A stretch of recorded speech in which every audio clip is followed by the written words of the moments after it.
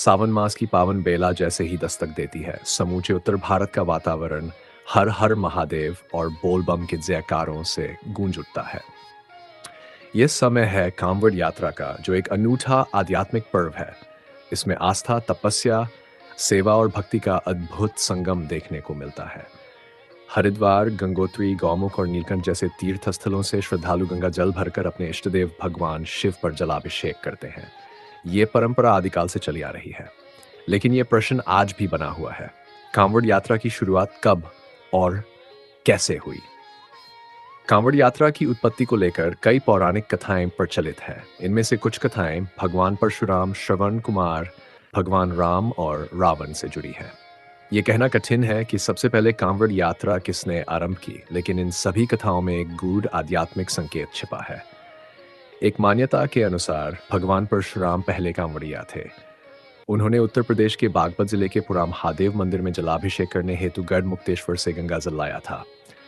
आज भी लाखों श्रद्धालु इसी पौराणिक मार्ग पर चलकर भगवान शिव की आराधना करते हैं। दूसरी मान्यता त्रेतायु के श्रवण कुमार से जुड़ी है। उन्होंने अपने अंधे माता पिता को कांवड़ में बनकर तीर्थ यात्रा कराई थी।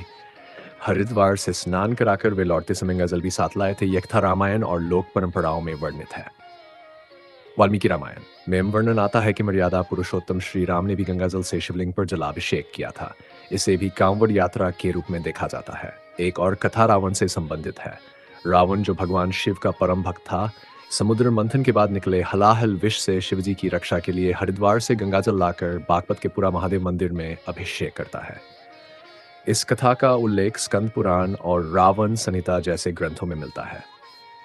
इन सभी कथाओं में भगवान परशुराम और रावण को कांवड़ यात्रा के प्रत्यक्ष आरंभकर्ता के रूप में अधिक मान्यता प्राप्त है, जबकि श्रवण कुमार की कथा सेवा और भक्ति का आदर्श उदाहरण है। भगवान राम की कथा इस यात्रा के महत्व को और भी पवित्र बनाती है। अब बात करते हैं श्रावण मास की उत्पत्ति की। समुद्र मंथन के समय जब सबसे पहले कालकूट विष निकला, तो उसकी तीव्रता से सृष्टि संकट में पड़ गई। तब सभी देवता भगवान शिव की शरण में गए। शिवजी ने संसार की रक्षा हेतु उस महाविष को अपने कंठ में धारण कर लिया, जिससे उनका कंठ नीला हो गया और वे नीलकंठ कहलाए। विष के प्रभाव से उनका शरीर अत्यंत गर्म हो गया। तब देवताओं ने उन्हें शीतलता प्रदान करने के लिए जलाभिषेक करना प्रारंभ किया। तभी से श्रावण मास में जलाभिषेक की परंपरा चली आ रही है। शिव पुराण में कहा गया है, श्रावण मासे यह पवित्रं जलं शिवार्पयति सस्कोटिजन्यम पापं नश्यति।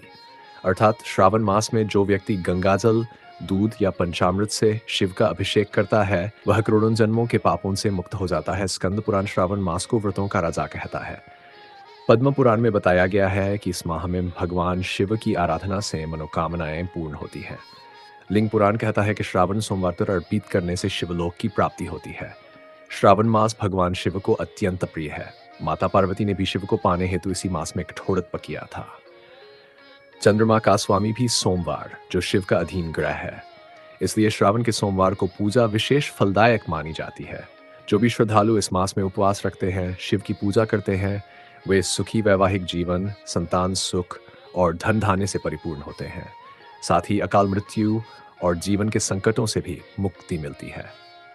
श्रावण का मौसम प्रकृति की गोद में बैठने जैसा है।